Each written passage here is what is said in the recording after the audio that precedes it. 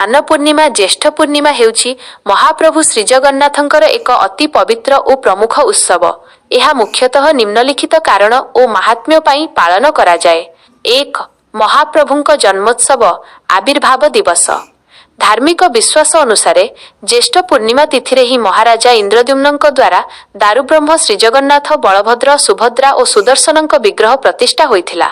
ତେଣୁ ଏହି ଦିନକୁ ମହାପ୍ରଭୁଙ୍କର ଜନ୍ମଦିନ ବା ଆବିର୍ଭାବ ଦିବସ ଭାବେ ଅତି ଆନନ୍ଦର ସହ ପାଳନ କରାଯାଏ। 208 କଳସ ସୁବାସିତ ଜଳରେ ସ୍ନାନ। ଏହି ଦିନ ଶ୍ରୀମନ୍ଦିରର ରତ୍ନବେଦୀରୁ ଚତୁର୍ଦ୍ଧାମୂର୍ତ୍ତିଙ୍କୁ ଆନନ୍ଦ ବଜାରରେ ଥିବା ସ୍ନାନବେଦୀକୁ ବିଜେ କରାଯାଏ।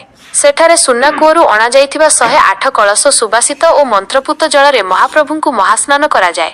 ଏହା ଭଗବାନଙ୍କୁ ଗ୍ରୀଷ୍ମ ଋତୁର ପ୍ରଖର ଉତ୍ତାପରୁ ଶୀତଳତା ଓ ଶାନ୍ତି ପ୍ରଦାନ କରିବାର ଏକ ସେବା। 3. ଗଜାନନ ବେଶ, ହାତୀ ବେଶ। ସ୍ନାନ ପୂର୍ଣ୍ଣିମାର ଅନ୍ୟ ଏକ ବଡ଼ ଆକର୍ଷଣ ହେଉଛି ପ୍ରଭୁଙ୍କର ଗଜାନନ ବେଶ। ସ୍ନାନ ପରେ ଶ୍ରୀଜଗନ୍ନାଥ ଓ ବଳଭଦ୍ରଙ୍କୁ ଗଣେଶ ବା ହାତୀ ବେଶରେ ସଜ୍ଜିତ କରାଯାଏ। ବିଶ୍ୱାସ ରହିଛି ଯେ ଏହି ବେଶ ଦର୍ଶନ କଲେ ସମସ୍ତ ପାପ କ୍ଷୟ ହୁଏ ଏବଂ ଗଣେଶ ଭକ୍ତ ଓ ଜଗନ୍ନାଥ ଭକ୍ତଙ୍କ ମଧ୍ୟରେ ଥିବା ଭେଦଭାବ ଦୂର ହୁଏ। 4. ଅଣସର ଘରକୁ ବିଜେ, ଅସୁସ୍ଥତା। ଅତ୍ୟଧିକ ସ୍ନାନ କରିବା ଯୋଗୁଁ ଏହି ଦିନ ପରେ ମହାପ୍ରଭୁ ଜ୍ୱରରେ ପୀଡ଼ିତ ହୁଅନ୍ତି ବୋଲି ମାନ୍ୟତା ରହିଛି। ସେଥିପାଇଁ ସ୍ନାନ ପୂର୍ଣ୍ଣିମା ପରଦିନଠାରୁ ପ୍ରଭୁ 15 ଦିନ ପାଇଁ ଅଣସର ଘର, ଗୁପ୍ତ କୋଠରୀକୁ ଚାଲିଯାଆନ୍ତି।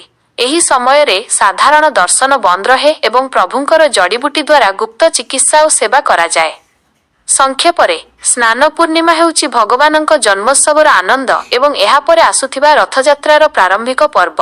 ଓଡ଼ିଆ ସଂସ୍କୃତିରେ ଏହାର ଆଧ୍ୟାତ୍ମିକ ଓ ସାମାଜିକ ଗୁରୁତ୍ୱ ଅନେକ ବେଶୀ।